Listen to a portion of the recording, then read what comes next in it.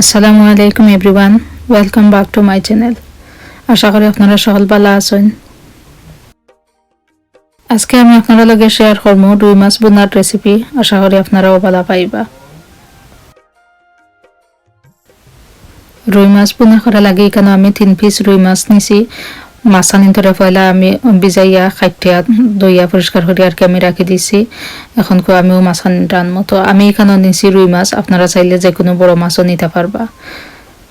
তো আমি এখানে 3 পিস নিছি, আপনারা চাইলে বলাইতেও পারবা বা কমাইতেও পারবা। তো এখন আমিও মাছখানিন ধরে সামান্য একটু মশলা দিয়ে মাখাইয়া বাদেও মাছখানিন ধরে পয়লা রান্দার আগে আর কি সামান্য একটু বিরান করবো।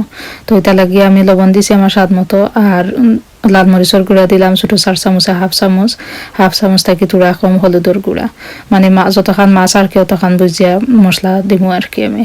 তো এখন ও মশলা দিও মাছখানিন ধরে সামান্য একটু মাখাইয়া রাখি দিব এক সাইডে দিয়ে 10 মিনিটের মতো। এখন আমি মাছখানিন বিরান করবা লাগে কেন আমি 1/3 কাপ তেল দিছি, দিয়া ও মাখাইল মাছখানিন ধরে আমি বিরান করবো।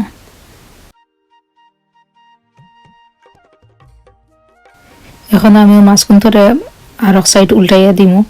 তো মাছ গুণ দেখতে পারা আমি যেন উল্টাইয়া দিছি, হি সাইড বেশি টানছে না। তো আমি ওলা সাইড আর কি বেশি টানতো না, হালকা একটু বিরান হরি আমি মাছ গুনতে দিলাম। এখন আপনারা যদি চাইন বালা হরি টানাইয়া বাদে মাছ রান্তা তাও পারবা। তো আমি বেশি টানাইতাম না, ওলা হালকা একটু বাজিয়েও বাদে আমি তুলি দিলাম মাছগুন। তো এখন লাগে আমার মাছ বাজা হয়ে গেছে, আমি এখন ও মাছগুন সবটি মাছরে তুলিয়া রাখি দিম এক সাইডে দিয়ে।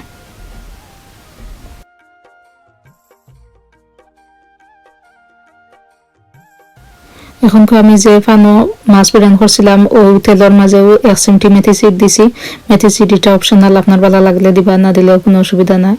আর এখন দিলাম আমি 1 টেবিল চামচ রসুন কুচি, আর পেঁয়াজ দিলাম এখানে হাফ কাপ। পেঁয়াজ গুণ ধরে একটু ভালো করে লাড়িয়ে দিব, লাড়িয়ে দিয়ে আমি অপেক্ষা করবো আমার পেঁয়াজ রসুন গুণ একটু ভাজা হওয়া পর্যন্ত।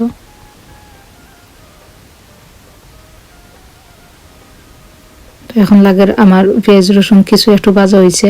এখন আমি দিব এখানে 1 টেবিল চামচ পেঁয়াজের পেস্ট। আজকের পেঁয়াজ খান আমি লম্বা করে কাটিছি, এই পেঁয়াজ খান ধরে একটু বেরেস্তালা খান ভাজমো, ওটা লাগিয়ে আমি এখন পেঁয়াজের পেস্ট দিলাম ও কারণে তরকারিটা একটু আর কি ঘন হইতে লাগে।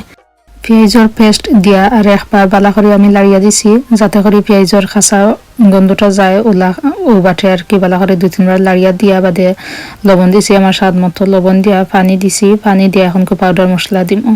পাউডার মশলা এখানে আমি ছোটো 4 চামচে 1.5 চামচ লাল মরিচের গুঁড়া দিলাম, 1 চামচ ধনিয়ার গুঁড়া, হাফ চামচ হলুদের গুঁড়া, আর হাফ চামচ কারি পাউডারের গুঁড়া। আর এই কারি পাউডারটা আমার ঘরের মানাইল কারি পাউডার। আমি এই কারি পাউডারের রেসিপিও দিছি, আপনারা চাইলে দেখে নিতে পারবা।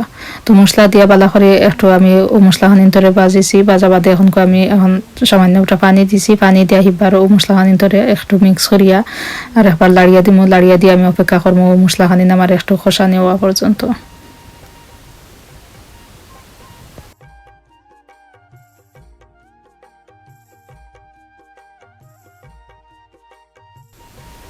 এখন লাগে আমার মশলা বাক্কা খসানি হয়ে গেছে।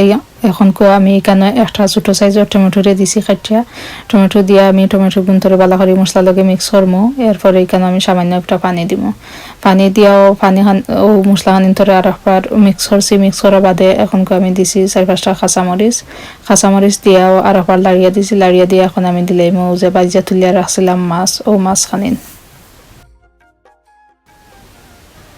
তো সবখানি মাছ দেওয়া বাদেও মাছ আনিন তোরে মশলা লাগে একটু মিক্স করবো।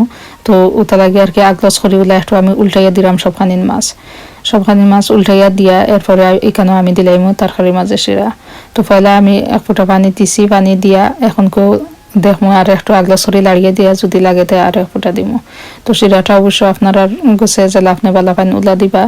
তবে আজকে এই তরকারিটাতে আমি বেশি শিরা দিতাম না, একটু বুনা করে রাখবো আর কি। তো তা লাগে আমার আন্দাজ মতো আমি শিরা দিছি, দিয়ে এখন আমি গুড়িয়া রাখিলাম 5-6 মিনিটের মতো।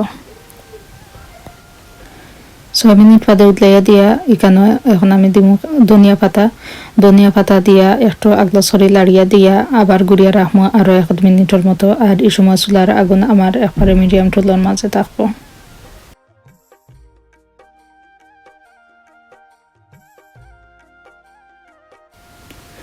আরও 1 মিনিট বাদে এখন লাগে আমার রান্ধ হয়ে গেছে, আমি চুলার আগুন অফ করে লিছি।